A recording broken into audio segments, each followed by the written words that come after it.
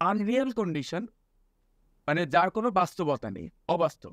তো আনরিয়েল কন্ডিশনে মনে রাখবে বাংলায় যদি হতাম, হতো আর ছিল বোঝায় এর জন্য বসে ওয়ার, আর থাকতো বোঝাতে হ্যাড। তাহলে এই দুটা মাথায় রাখতে হবে, হতাম হতো ছিল বোঝাতে ওয়ার আর থাকতো বোঝাতে হ্যাড। যেমন ধরো আমার যদি টাকা থাকতো কি হবে, ইফ আই হ্যাড। আমি যদি পাখি হতাম, ইফ আই ওয়ার। আমি যদি তুমি হতাম, ইফ আই ওয়ার। আমি যদি কোটিপতি হতাম, ইফ আই ওয়ার। আর আমার যদি পাখা থাকতো, ইফ আই হ্যাড। তাহলে হতাম হতো ছিল বোঝাতে ওয়ার, থাকতো বোঝাতে হ্যাড। তো সেক্ষেত্রে যেমন দেখো, ইফ আই হ্যাড মানি, আমার যদি টাকা থাকতো, আই অট কুড অথবা মাইট বাই আ কার। তাহলে ইফ যুক্তটা যদি পাস্ট ইনডেফিনিট টেন্স হয়, ইফ ছাড়াটাতে উড, কুড, মাইট যে কোনো একটা বসবে, এরপরে ভার্বের কি সিম্পল ফর্ম হয়। যেমন দেখো, ইফ যুক্তটা আবার যদি পাস্ট পারফেক্ট টেন্স হয়, পাস্ট পারফেক্ট টেন্সের নিয়ম কি, সাবজেক্টের পর হ্যাড বসে আর মূল ভার্বের কি পাস্ট পার্টিসিপল হয়। এখানে যেহেতু মূল ভার্ব হ্যাড, তাহলে হ্যাডের পাস্ট পার্টিসিপল কি হ্যাড। তাহলে এই হ্যাড অক্সিলারি ভার্ব আর এই হ্যাড কি মূল ভার্ব।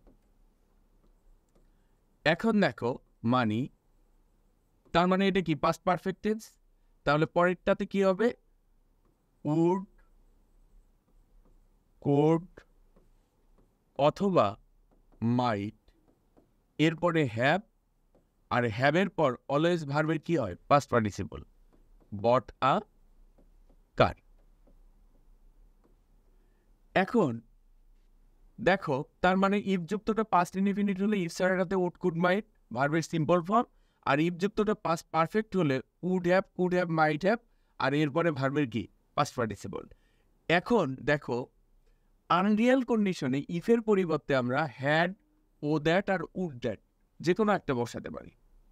যেমন এখানে যদি ইফের পরিবর্তে আমি হ্যাড বসাই, তাহলে এই হ্যাডের মধ্যে ইফও আছে, এই হ্যাডটাও আছে।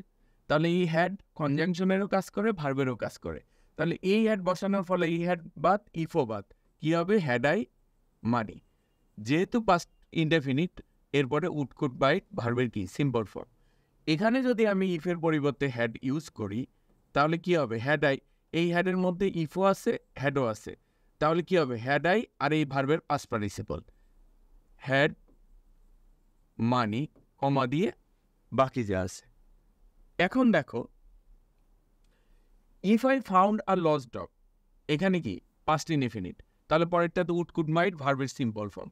তাহলে উড, উড, উড আছে এখানে আর ভার্বের সিম্পল ফর্ম, উত্তর কি এ। এরপরে দেখো ইফ যুক্তটা পাস্ট পারফেক্ট, এই যে if I had known past perfect, তাহলে উড, কুড, মাইট যে কোনো একটা, এরপরে হ্যাভ ভার্বের কি পাস্ট পার্টিসিপল। তাহলে কোথায় আছে একমাত্র উড, এরপরে হ্যাভ ভার্বের পাস্ট পার্টিসিপল, এ নাম্বার। এরপরেরটা দেখো ওই একই নিয়মে আমরা ইফের পরিবর্তে হ্যাড দিয়ে দেখি।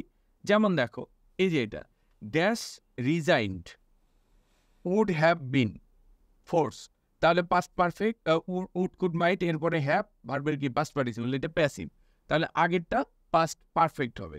তো সেক্ষেত্রে এখানে হ্যাড আছে, হ্যাডটা ইফের কাজ করে, তাহলে হ্যাড হি নট রিকগনাইজড, উত্তর কি এ নাম্বার। পরেরটা দেখো এই যে আমরা উড দ্যাট দিয়ে একটা দেখি, হ্যাড দিয়ে তো দেখলাম, উড দ্যাট দিয়ে এই যে উড দ্যাট আই গো, তাহলে উড দ্যাট, তার মানে উড দ্যাটের পরেই তোমার কি আসবে ভার্বের পাস্ট পার্টিসিপল হবে।